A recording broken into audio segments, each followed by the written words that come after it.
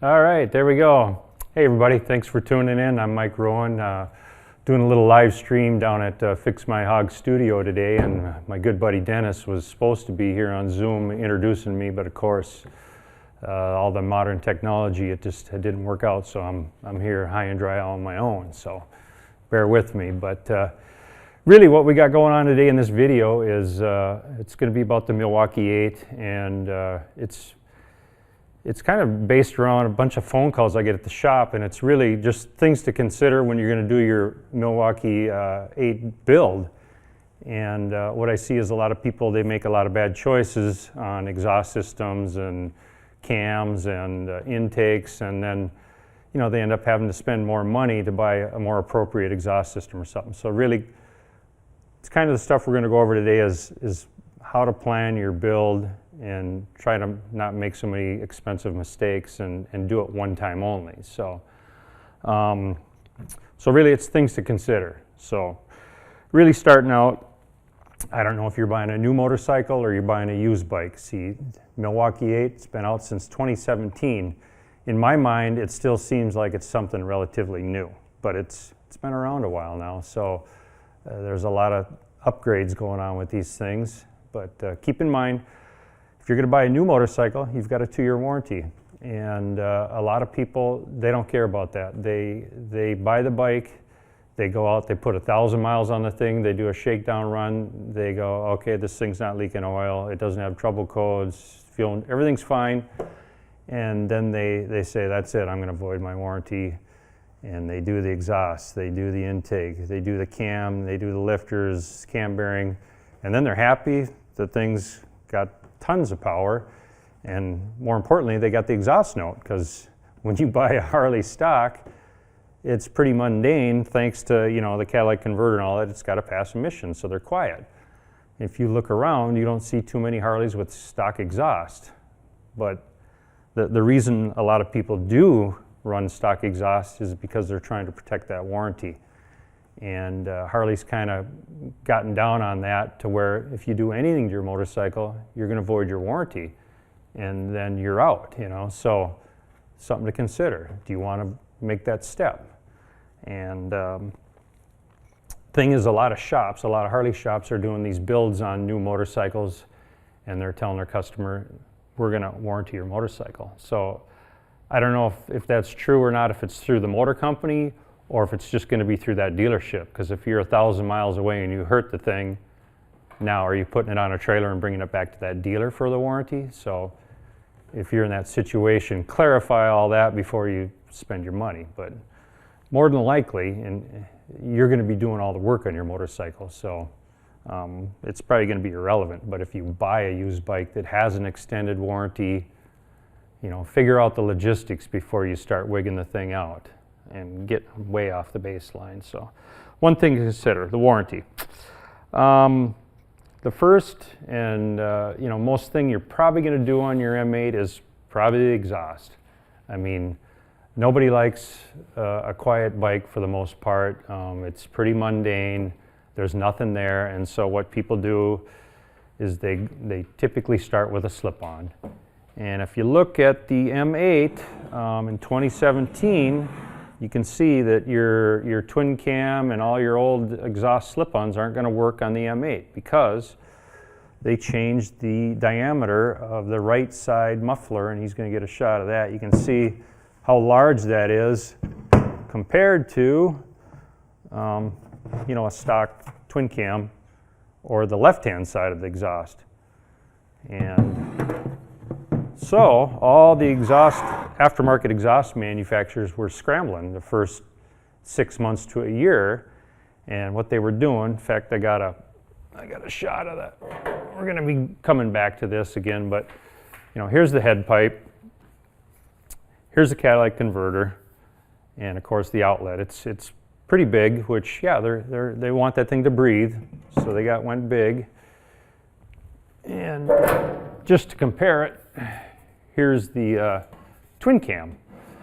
So you can see, big change in diameter there.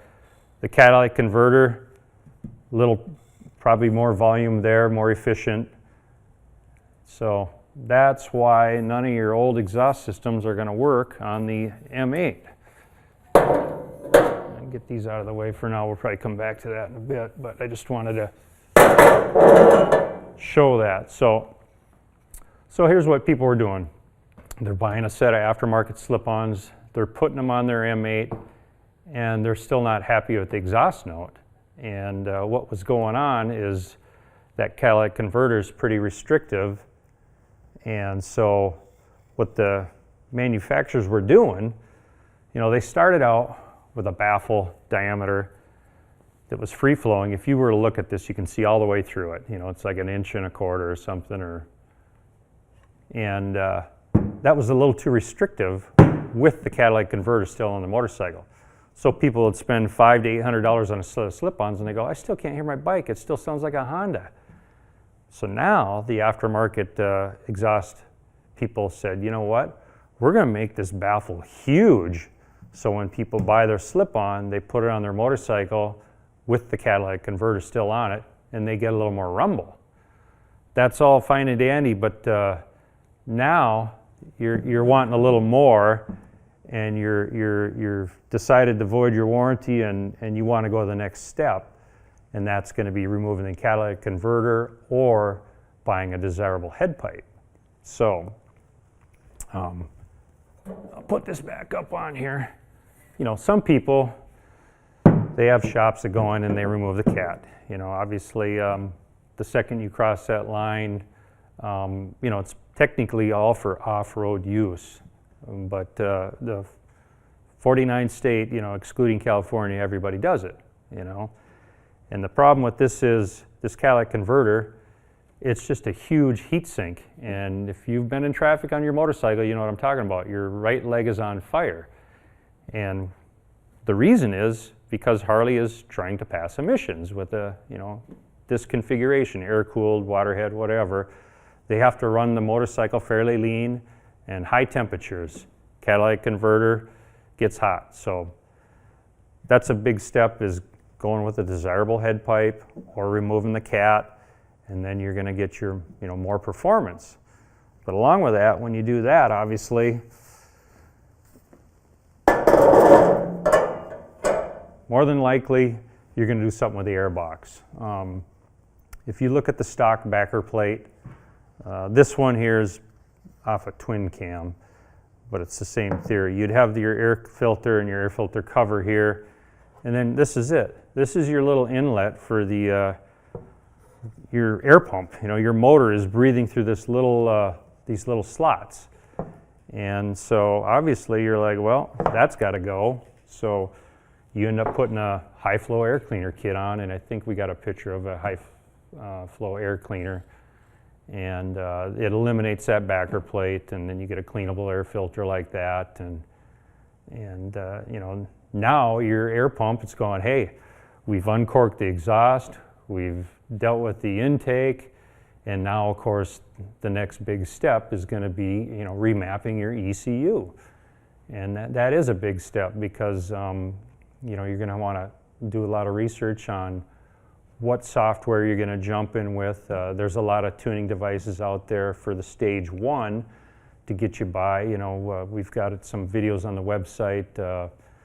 Vance and Hines got a fuel pack, and you know, where we're at, we use software. We use Power Vision software. It's you know, 4 of a tunable, and that's kind of a decision you're going to want to research, because what you want to do is you want to plan ahead. You want to think, okay, I'm going to do the slip-ons, I'm going to do the air cleaner kit, and I'm going to do the head pipe. But I know once my kid's out of hockey, I'm going to have enough money to do the cam and lifters next year. And then after that, I think I want to make my bike a 114 or a 119. So you want to pick a tuning device. You're not going to exceed the parameters of that tuning device. So what you do is, when you decide on what you want, you know, they all have tech lines. You call them and say, hey, you know, in the future, this is what I'm thinking of doing. Or more importantly, you start thinking about, who's going to dyno tune my motorcycle? And what kind of software do they use? And is this shop reputable? So that's really big step is because for me, I would get the phone call, hey, I built a 128, I want to get it dynoed. And it's like, okay, well, you know, what do you have for a tuning device? And if it wasn't something desirable, you know, we wouldn't use it. We would say, no, we have to say our software, and this is what we're married to, this is what we're comfortable tuning the bike with. And then you're like, what? I already spent $400 or $500 on, you know, this tuning device. So up front, before you do anything, you figure out who's going to be the guy that's going to dyno tune this motorcycle. Get that all figured out. Yeah, you can buy a canned map from some aftermarket companies, because if you're just doing a stage one, you might not, you know, have to dyno tune your bike. You could probably buy the software. It comes preloaded with a map that's set up for slip-ons, or it's set up for slip-ons with a head pipe and an air cleaner. That's fine. You put it in. The bike carburetes all right, and everything's good. You've saved yourself the dyno tune money. It's going to really come down to when, you know, you crack the seal and you do the cam, you do a big bore. Now you need to, you know, like I said, get in with somebody that knows what they're doing and build an appropriate map for that bike. So, you know, what you could do is you develop a relationship with this dyno guy. You say, you know, I've been calling you asking about pipes. What pipe do you use? What pipe do you sell? What cam do you use? You know, maybe you support that guy and you buy your parts from him. They might be a little bit more, but what you're doing is you're getting ready to have your bike dynoed, and you want to have it done right. So do a lot of research on that, because that's going to be a big deal once you build your motor. So take a look at my notes here. Okay, the other thing, the exhaust, what I like to, just things to consider, because people, what they do is they end up buying an exhaust pipe that's loud. And that's cool if it's a bar hopper and you're ripping around town. But now, all of a sudden, 3 months later, you've been riding the thing and you're going to go on this 5,000 or 1,000-mile road trip with your buddies, and your bike's loud, and they're in front of you, and every time you crack that throttle, it's a piercing sound, and it wears on your ears, and your passenger might not like it, and you've spent $3,000 on your stereo and you can't hear it. So think long term. You know, for me, the most desirable exhaust system is one that's got a really good bark when you whack the throttle, but at 2,800 RPM, you're going 65 or 70 miles an hour. It's not so obnoxious, you know, and that's kind of what you want, is something that's got a rumble when you throttle and not so bad on your ears all day long, you know, making them bleed with this piercing exhaust note. So, you know, maybe you do like that, but in fact, yeah, the exhaust pipe's such a critical role on a Harley, and I'm gonna go over some dyno sheets and just kind of show you, because really what we look at on a Harley is torque. Everybody thinks horsepower, but torque is king on a Harley, and the exhaust pipe combined with the cam dictates that, and it's a big deal. So, like I said, what I would do, you know, is if it's bike night and you go up to your local place and there's 50 motorcycles or 100, and you look around, because there again, aesthetics is a big deal on a Harley. Some people just can't, you know, they don't want a 2-into-1. They don't like that look. They want the traditional look. They like both pipes coming out the back on a bagger. A lot of these pipes, if they make a 2-into-1, they make a falsie. You know, you're spending $500 on a dummy pipe that doesn't even work, but it's the looks. So whether you want a 2-into-1, a 2-into-1-into-2, true dual setup, ask questions. You know, you see the guy that's got these slip-ons, you like them, they look cool. It's like, hey, start your bike, let me hear them. And if that appeals to you, then now you've saved yourself, you know, a lot of money, instead of buying something you're not happy with, and then now you got to sell that and buy another exhaust system. You know, the ideal thing is if you're buying a used bike and somebody's already spent $1,500 to $2,000 on the exhaust pipe, and you're getting it with the bike, that's a bonus. You know, so something to think about if you are looking around at motorcycles used. But it's you know, I've had people, they buy a silly exhaust system, and then they build this big air pump, and this pipe won't support it. So they're like, oh, now I got to sell that and spend more money? Yep. So think about it. Exhaust pipe's a big deal. Okay, the air cleaner, for the most part, keep in mind again, you're going to do the stage 1. You're going to eliminate your backer plate. You're going to get rid of the small little inlet because air pump wants more air coming in, more exhaust going out. So there again, do your research. People, it kind of amazes me, they go online and they buy some cheap air cleaner kits that might not be sufficient because, Milwaukee's a 107, they come as a 114, they've got cylinder kits to make it a 119, 124, 128, all the way up to a 131. So you gotta think, how far am I gonna go with this build? How long am I gonna have this motorcycle? Do I wanna spend $500 on a Cool Guy air cleaner kit that'll support this? Maybe you do. And so buy the right one time and think ahead. So, okay. And we've kind of talked about the software. It's a big deal. Do a lot of research on that. Figure out which one you're going to marry and then go with that one. And hopefully it'll last the life of your motorcycle. Okay. Kind of went over that. Another thing, there's some updates.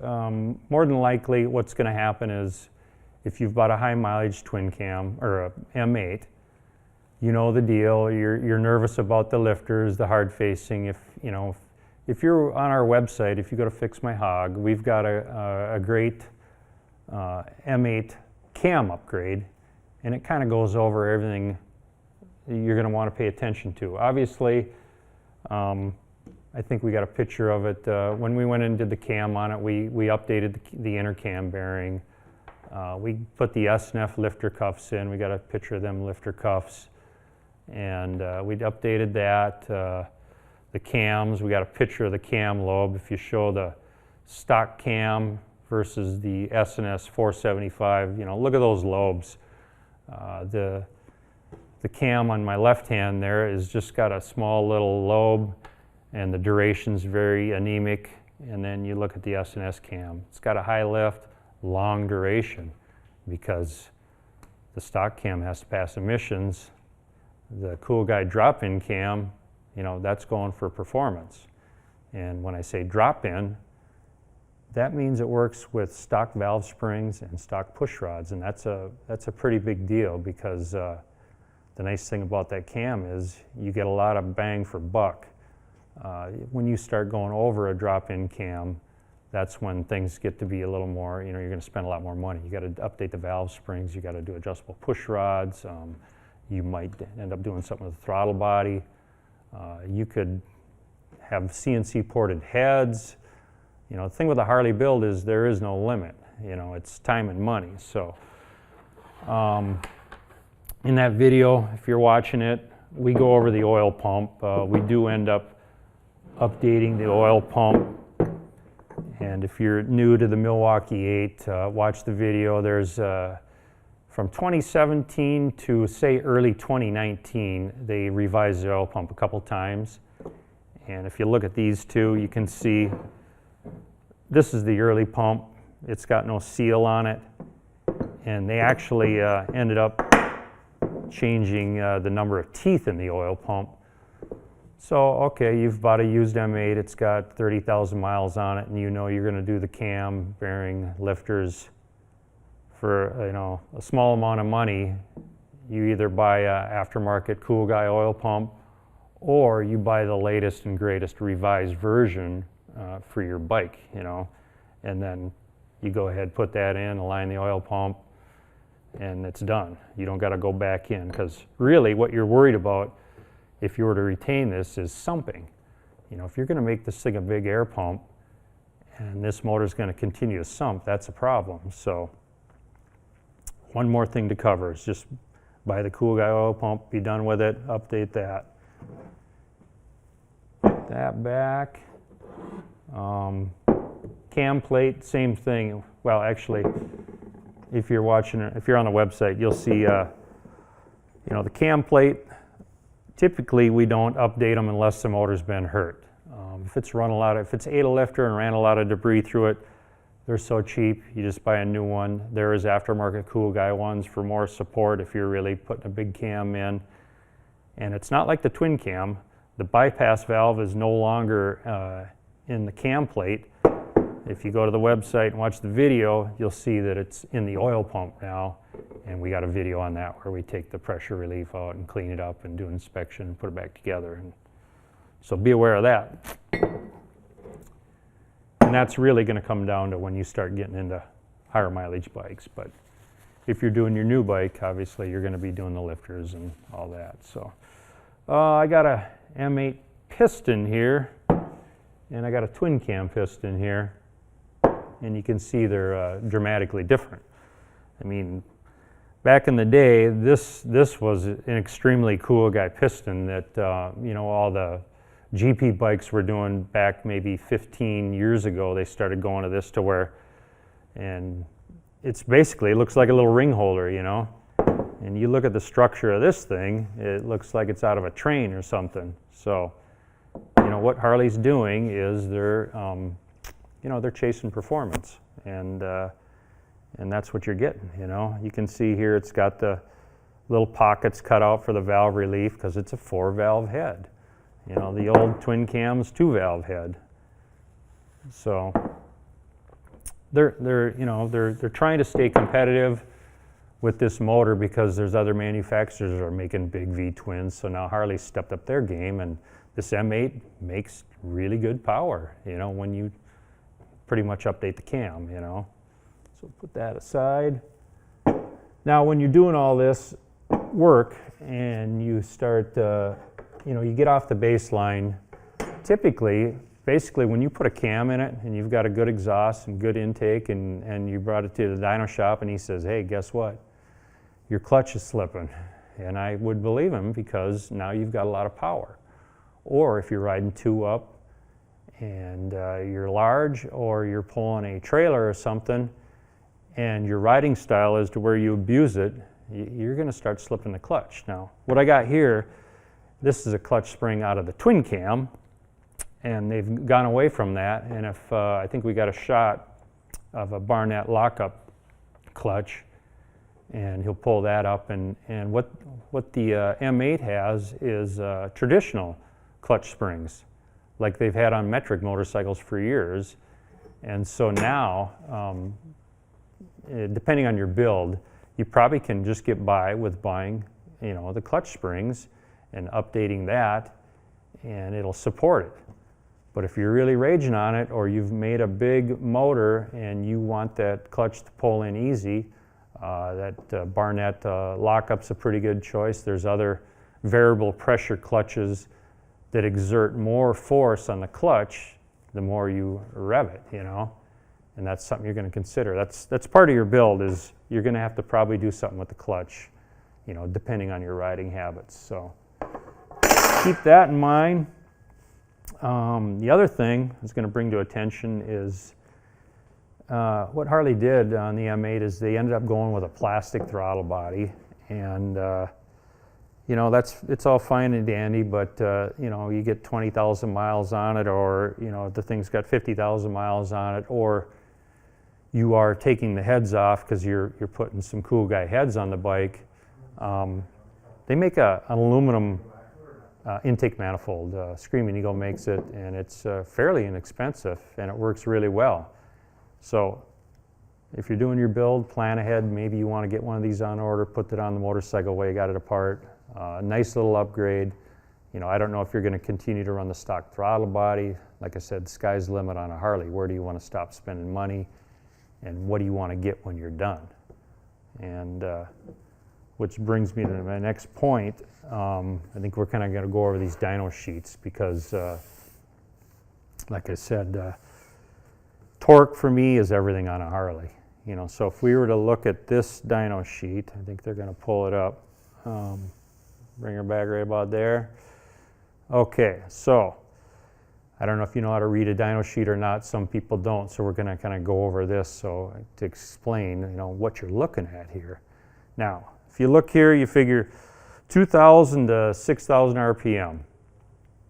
Now, where do you live life on your Harley? For the most part, it's going to be about 2,200 or 2,300, about 4,500 RPM.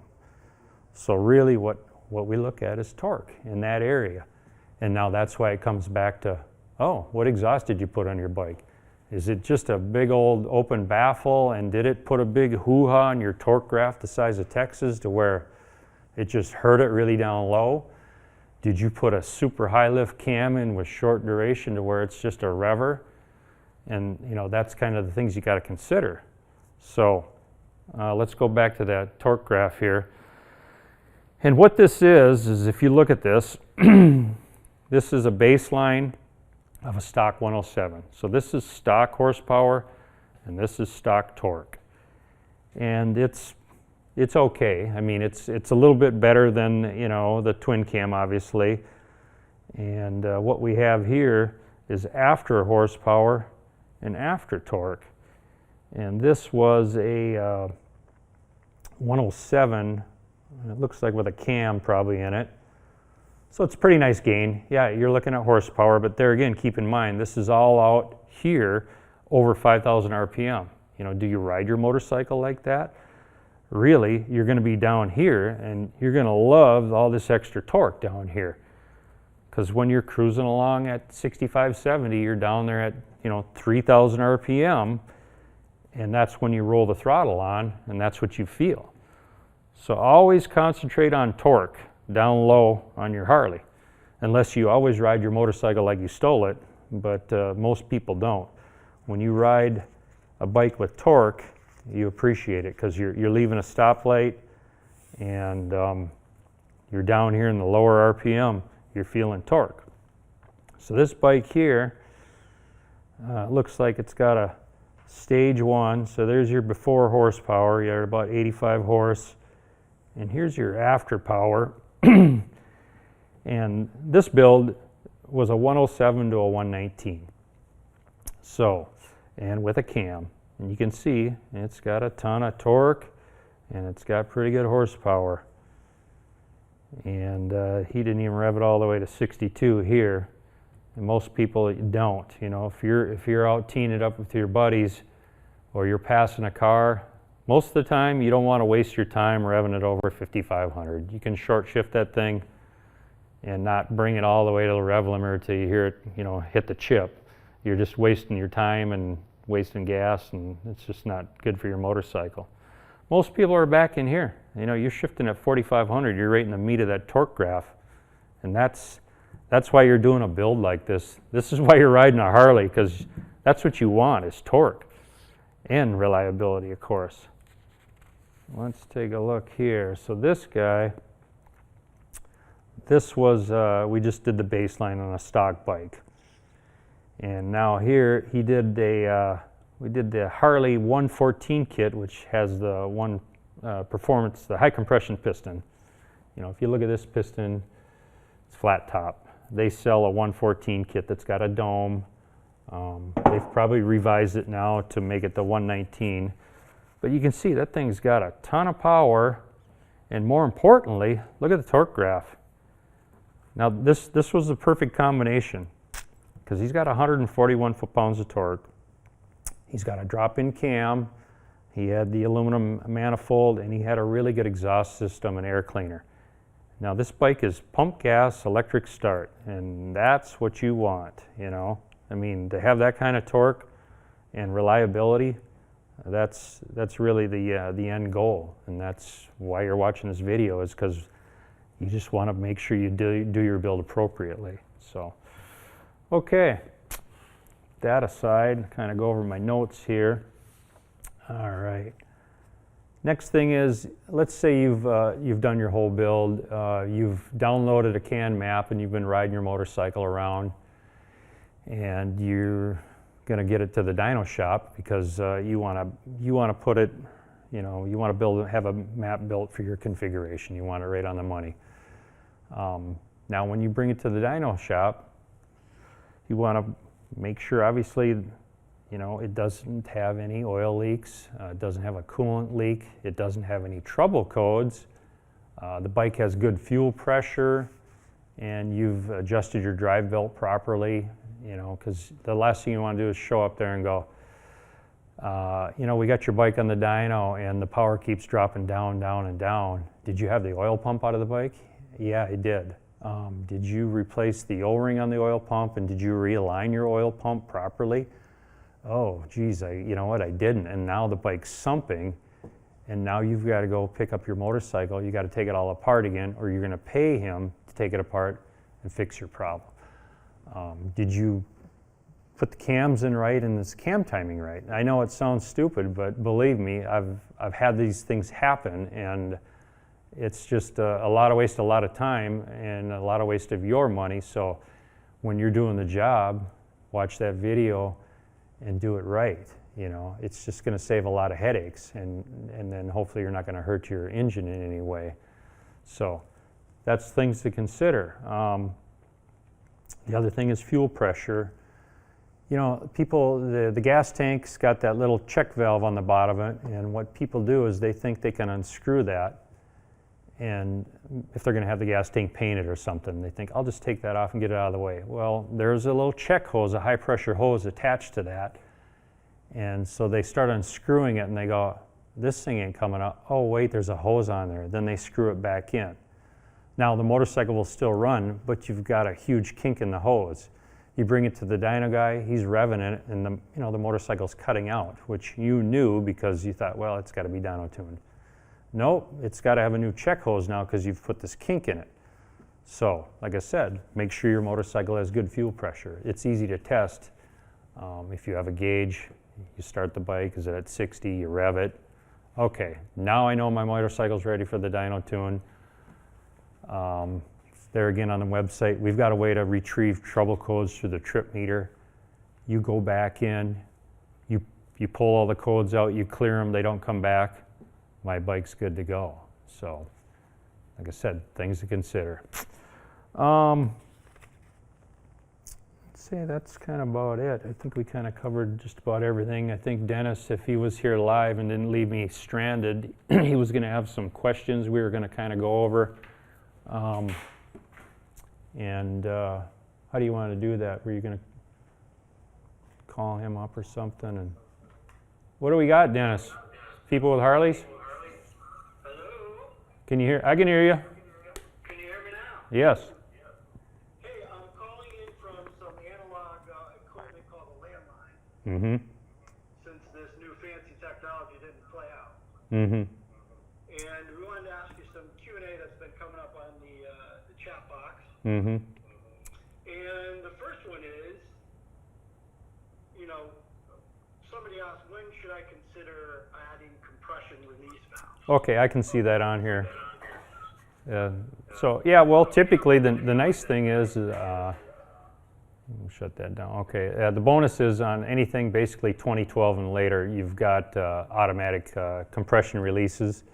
So it's not going to apply to an M8 for the most part because it's going to be on the motorcycle. So really, it's a bonus, you know. So it's going to come down to what your threshold is of how much compression you're jacking into this motor. And we kind of go over that in some of the videos. But ideally, you know, you probably don't want to exceed, I'm thinking right around 185 PSI statically. And we have that in one of the videos on how to do a compression test on a bike with a throttle body. And that's really what you're looking at is you don't want to have a street motor to where now 91 octane isn't good enough for your street bike. You know, it's ridiculous. You don't want to have some trailer queen to where you can't ride across America and put pump gas in it. So there again, do your research before you put these Mambo high compression pistons in and a cam that doesn't bleed off enough compression. So that's what it's going to come back to is maintaining. You're going to build a motor that runs on pump gas.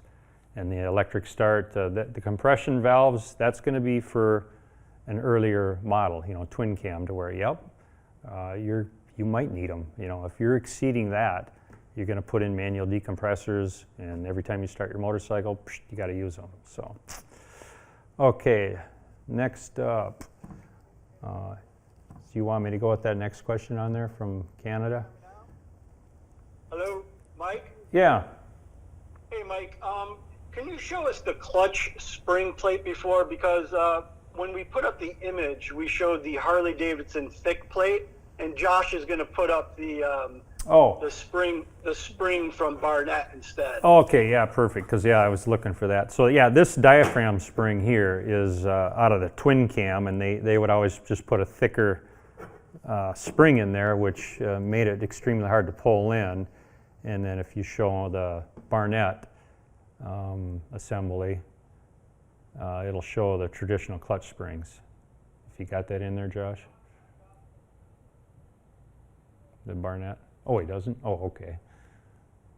Thought he said he had it, but no, it's the aluminum one. It's got the aluminum pressure plate with the clutch springs all in a row.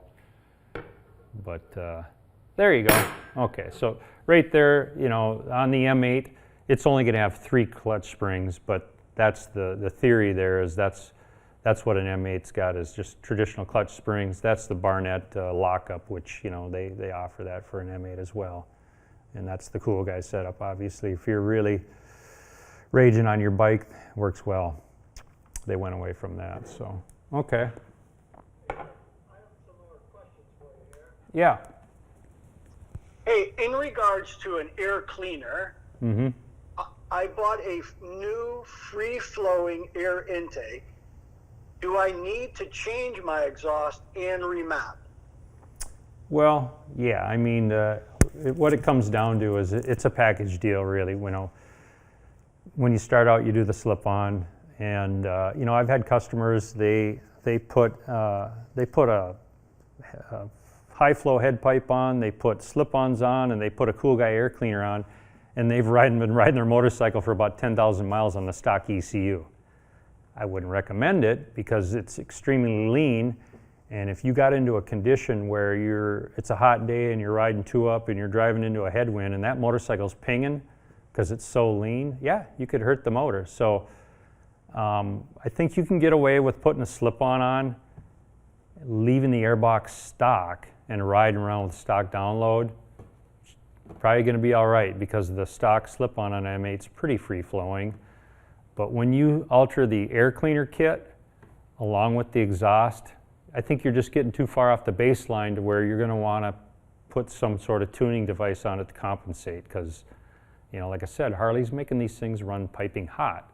So ideally, at that point, when you do the air cleaner combined with the exhaust, I would really recommend getting some sort of download for that to put some protection in there. Hey, Mike, what's the deal with a hypercharger? Well, there again, it's a aftermarket air cleaner kit, and you know, they've got a couple different versions. The early versions were fine on an Evo and on maybe a stock 80H twin cam, but you're kind of exceeding the parameters on a 107 or larger to where you're going to have to get that Pro Series because you want more air coming in. So it's going to come down to you and your motorcycle. If you love the look of it, it's your motorcycle. Some people just don't care that it might hurt performance. Not saying that, you know, the hypercharger is going to, but they might have the silliest exhaust pipe in the world, but you know what? They don't care, because this is the bike they cruise around in town, and they're not chasing horsepower, they're not chasing torque. They're chasing because it looks cool and it sounds cool. So it always comes back to that usually. You know, if you like the look of the hypercharger, and maybe it's not the best performance-wise because it's, you know, too small, it doesn't matter. It's your bike. So, you know, you got to think of it that way as well. We're not always all chasing power, but I am. I'm always looking at torque. You know, that's, to me, that's everything. So. Hey, Mike, somebody has a question. You talked about it quite a bit on slip-ons. I only want to add slip-ons. Do I need more air? Do I need to remap? Well, you know, it comes back to, you know, how many kids do you have and how much money do you want to spend on your Harley? And so, you know, I've had customers, you know, they've spent a lot of money buying the motorcycle, and now they're faced with dropping $3,000 on doing the exhaust and intake and dyno tune, you know. So it's like that's a tough pill to swallow. They gotta do it in series, and so the slip-on, because they want an exhaust note, you know, they don't like it mundane and quiet. So that's your first step. You buy the best exhaust slip-on you can for the money, and then you leave the air cleaner stock and you ride it for a season, and then next year you go, you know what? Okay, now I got the money together. I'm going to do the head pipe. I'm going to do the air cleaner, and I'm going to do some sort of download. So that's my recommendation. Go in stages. If you can't afford to do it all at once, not everybody's got a big pile of money laying around to throw at their Harley. So another question on exhaust is, can I avoid the O2 sensors? Can I just block them off?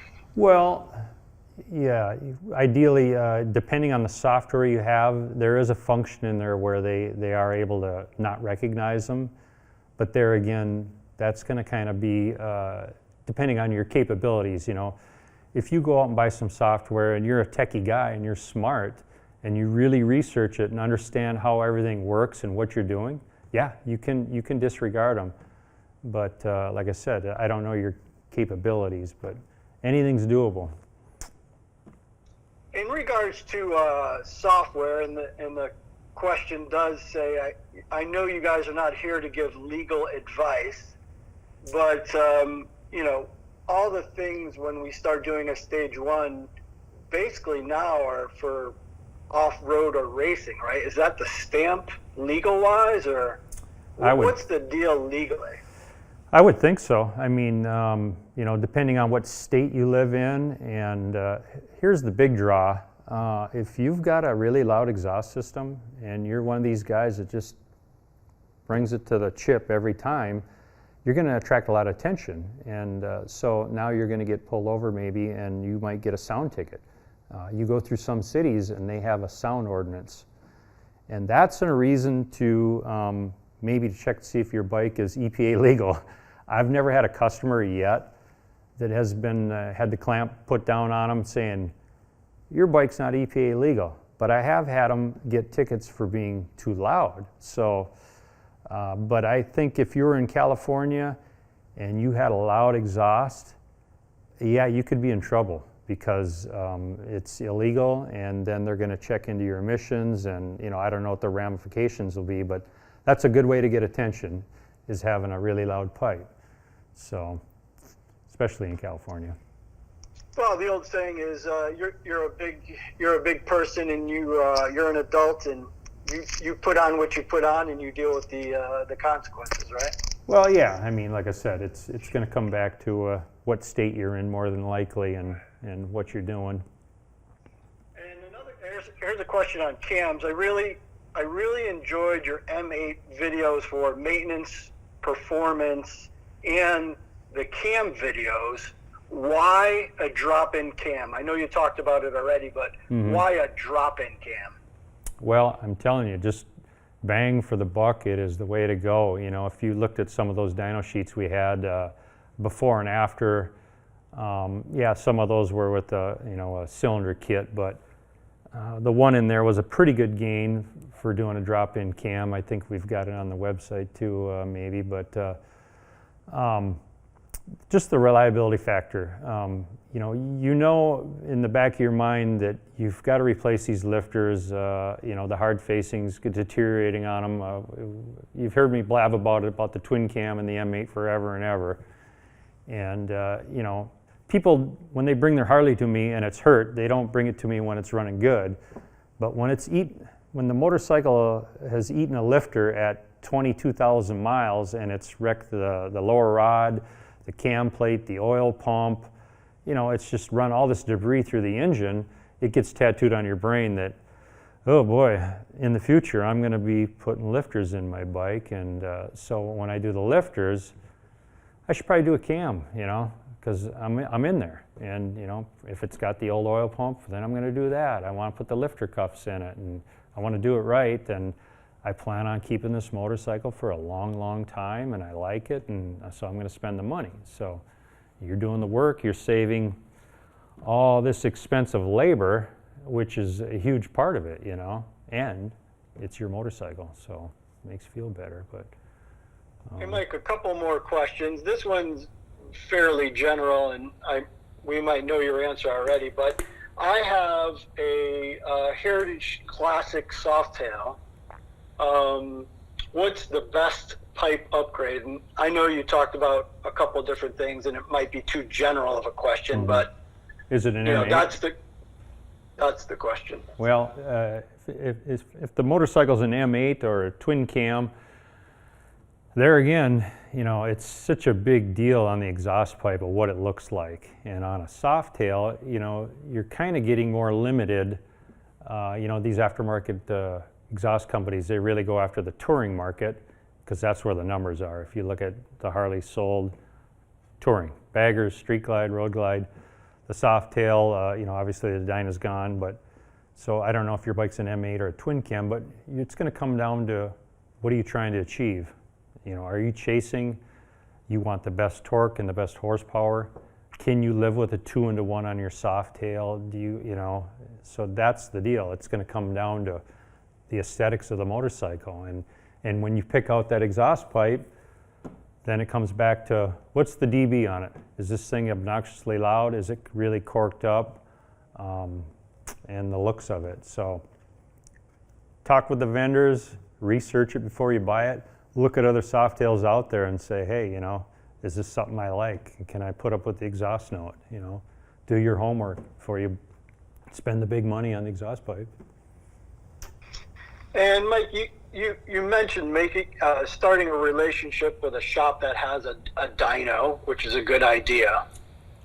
The question is are there good dyno machines and bad dyno machines? Is that by age? What should people be looking for when they're looking for a dyno? Well, you know, when you're talking to the guy and, you know, you're at a shop or you're talking to him, you know, you kind of want to make sure they have an eddy current or a load cell, because, you know, what this does is it simulates a load on the motorcycle. If they're going to build a map without it, it's going to be erroneous. You know, you have to simulate the real world conditions. So, you know, there's probably a lot of manufacturers on dynos. I don't know. We had a Dynojet dyno for years, and at Mile High Harley we had a you know, Superflow, both top-notch brand names. There's other ones out there, so that's why it's going to come back to when you start researching your dyno guy, you're going to ask your buddies, okay, where'd you have your bike done? Where'd you have your bike done? Are you happy? Did it work out? Did the guy blow you off? Did he just take your money and run? Or did he go all the way and actually build a dyno map for the front and rear cylinder, you know, the ignition tables, fuel tables? The guy, if he's the owner of the shop, he probably cares. If you're taking it to a place where the kid's been there about a month and doesn't know anything, you know, it could get a little sketchy. So it's such a big deal having somebody competent dyno tune your motorcycle, and it's really hard to find somebody that can do it properly. So really do your homework. Well, I think that's it for Q&A, and thanks a lot for doing this today. And like I said, you know, yeah, if you're going to beat this guy up, ask him on pipe and cams, try and buy your parts from him, you know. Then he's going to be a little more willing, you know, because then he's going to have some skin in the game too, because you told me to buy this cam, you told me to buy this pipe, I bought it from you, you dyno tuned my bike, and yeah, it's, you know, is it a good torque graph? Is it producing a number? Is everybody happy, you know? So that's another thing, you know. It kind of helps everybody out, you know. You buy all your parts off the internet and you put them on, and then you got to plan ahead and get this all arranged before you're going to get your dyno tuned. You know, figure out who's going to be your dyno guy. Well, if you can still hear me, thank you very much for today. Thanks for walking us through all this. And, right, yeah. You know, people can watch all the M8 videos on Fix Mahog, from maintenance, stage 1, the M8 video, the M8 cam videos as well. And I'll get back to my landline here, and thanks Perfect. for coming in today, Mike. Okay, wonderful. Yeah, well, I hope everybody found this informative, and thanks again for tuning it in.